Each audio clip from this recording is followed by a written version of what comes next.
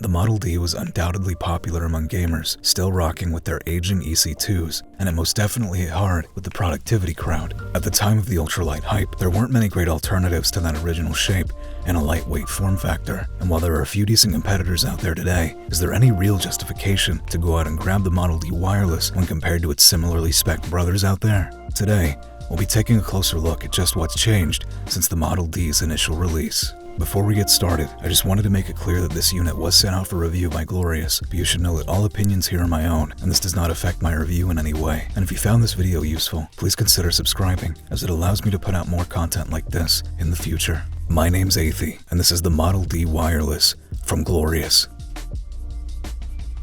Packaging this time around is pretty similar, if not exactly like the Model O wireless packaging before it, with a few minor changes. Upon opening the mouse, you get your first glimpse at the mouse, and then directly under this, you'll find your wireless extender and your cable, along with some extra paperwork underneath. You're also given some extra glides to cover some of the larger empty space at the bottom of the mouse, if that's your preference. Something new here that I'd noticed though, was the blue films on the feet are now stamped with the words removed all over, so you shouldn't be mistaken for using your mouse the wrong way anymore. That is, unless you're a blue films enjoyer. No judgment here. The sensor being used here is what Glorious calls the BAMF sensor, their own proprietary sensor. At this point, it's essentially been confirmed that this is a 3370 sensor, so you should know what to expect from it in terms of performance. Even taking a look inside of the mouse, instead of the usual sensor name being etched in, you'll only find the words BAMF etched in its place. Using this mouse alongside my G305, G Pro Wireless X, and Ponage Sim 2, performance feels on par with those from a gameplay perspective. The mouse does use a 2.4 GHz connection though, and the DPI maxes out at 19,000. DPI steps range from 400, 800, 1600, and 3200 by default. DPI steps are indicated by an LED at the bottom of the mouse. To my knowledge, there's no way to change the polling rate without software, so you'll be playing at 1000 Hz by default. Not a bad thing, but for those who want to squeeze every bit of time they can out of wireless play, 500 Hz is a nice balance. The software gives you a decent set of options. In the first tab, you're able to adjust the 8 preset RGB effects, excluding LED off. You can also adjust the rate at which the RGB shifts colors, alongside with separate brightness intensities, depending on whether you're playing wired or wireless. This is really great to see, considering it could save a lot of life in the long run. Moving into the second tab, you're able to change the mouse binds for things like multimedia, macros, or shortcuts. You can disable buttons completely as well. Finally, the third tab gives you the option of removing or adding DPI steps and adjusting the color of these steps.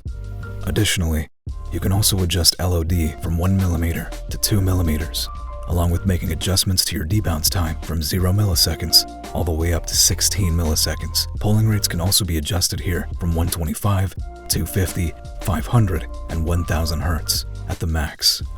Battery life is important for a wireless mouse in a competitive setting, and Glorious does estimate around 71 hours of use with the RGB off, and I am able to confirm that you could potentially squeeze even more time out of this mouse using a 500 Hz polling rate, as the 71 hours of testing was done by Glorious at 1000 Hz. It is important to note though that your battery life will vary heavily based on your RGB settings and brightness. The mouse comes stock at 50% brightness, so you will need to configure it if that's something you're worried about depending on your usage. I would like to make a quick point though. There's no doubt that this mouse will be very popular with the productivity crowd, so it just seems a little odd to me to have a mouse like this without the option of a Bluetooth connection. There's some big players out there like Razer, Roccat, and even SteelSeries applying this option of Bluetooth into their wireless mice, so I can't help but feel that this is a missed opportunity here. Before we get into the buttons, here's a quick sound test.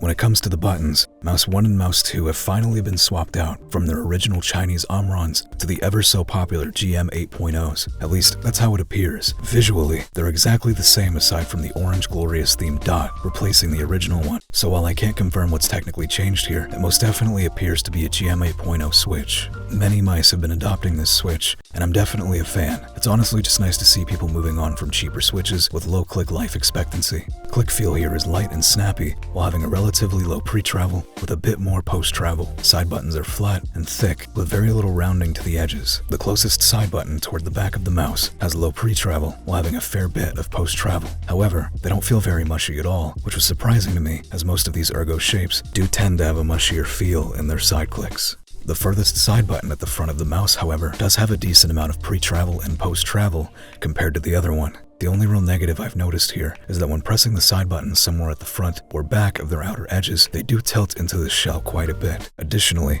Glorious seems to have ditched the holes on their main buttons as well. While the main buttons have no wobble or side play, I did notice that the right mouse button does have a tiny bit of movement, whereas the left mouse button is completely locked in place. But I've found that this is pretty common with ergo shapes like this one. The Model D wireless scroll wheel uses an F-switch green encoder. The scroll wheel here feels very smooth in use, pretty much perfect on my unit, with zero unwanted feedback or rattle, and while the steps are subtle but defined. The scroll wheel rubber itself doesn't feel very great in my opinion, as I've never been a fan of large dips in a scroll wheel's texture, and it does collect natural oils rather fast when looking at previous usage with other Glorious mice. It should also be noted that this is the same scroll wheel used in the Model O wireless, which isn't very surprising. The shape of this mouse is somewhat bean-shaped. While the front and the middle area of the mouse are raised a bit in terms of their height, the left side has an inward slope, while the right side curves outward with a slight dip near the front. The shape falls off at the right side while maintaining most of its height on the left side. The main buttons also have slight grooves where your fingers would normally rest. The Model D is typically compared to the EC series of Zowie mice.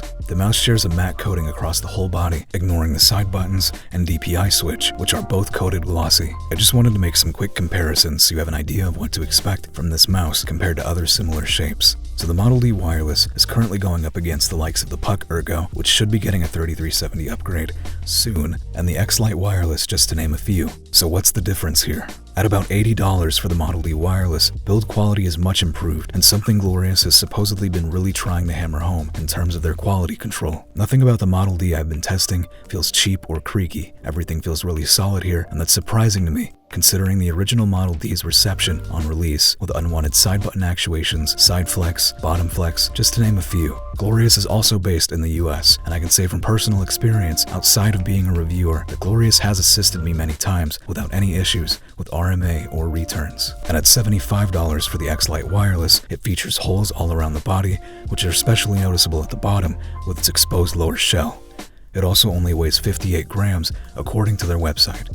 There's also the lack of RGB, which could be a deal breaker for some. I've never personally used this mouse, so I unfortunately cannot comment on build quality here. I also can't comment on their customer service, as I've never dealt with them, though it is important to note that they are based in Korea, so RMA could be lengthy or difficult if anything, depending on your location. At $90 for the Puck Ergo, Ponage offers one thing that neither of the two mentioned above do, and that's customization with their many colored shells. It also weighs between 58 grams to 73 grams, depending on your configuration, as you can choose. It does, however, differ from these two due to the fact that it's still using the 3335 sensor, which is definitely a downgrade in terms of specs, and based on what info I could find, there are no plans to upgrade it to the 3370 sensor like they are with the Puck Sim yet. Ponage is also based in the US, like Glorious. My experience with Ponage is that they're pretty open these days to user feedback and suggestions. Regardless of any issues I've brought up in the past with their products, they've always tried at least to learn from it, and it's shown in their new revisions of their products, at least in my experience with the Puck Ergo. When it comes to the cable and feet, the Glorious paracord has come a long way from its original uglier and a lot less performative Gen 1 brother. It's nowhere near as stiff as the original Model O days and should serve most people just fine. Additionally, Glorious does offer a ton of color options if aesthetics are something you care about, though I'd personally recommend supporting your local paracord dealer on the internet. They've got to survive somehow, especially these days. A bungee is always recommended, of course. The mouse feet here are pretty decent for stock feet, and if this is your first time buying into the mouse market in a long while, it'll definitely be an improvement. The Model D wireless weighs in at around 69 grams. Nice. And around 74 to 75 grams with a bit of cable. With the larger extra feet, maybe add another 1 or 2 grams to that.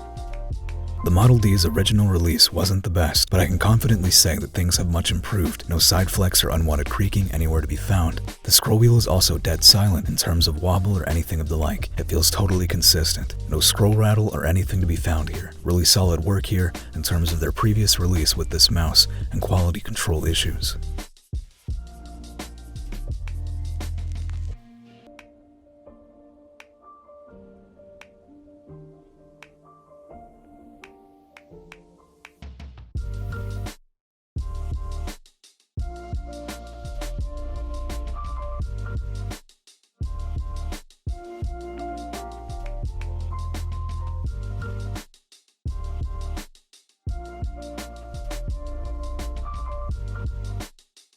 While the Model D wireless isn't anything entirely new, it's still something worth talking about, and I could say the same for any EC-inspired shape out there, as they all serve a purpose for somebody. At the end of the day, I would say if a truly lightweight experience is important to you, go for the X-Lite wireless. If you want customization and RGB, go with the Puck Ergo, but you will be losing out on the 3370 sensor, which I think is a huge downgrade in my opinion. If you want something that falls somewhere in the middle while still maintaining everything the average consumer would want in a mouse, including its price tag, then go with the Model D wireless.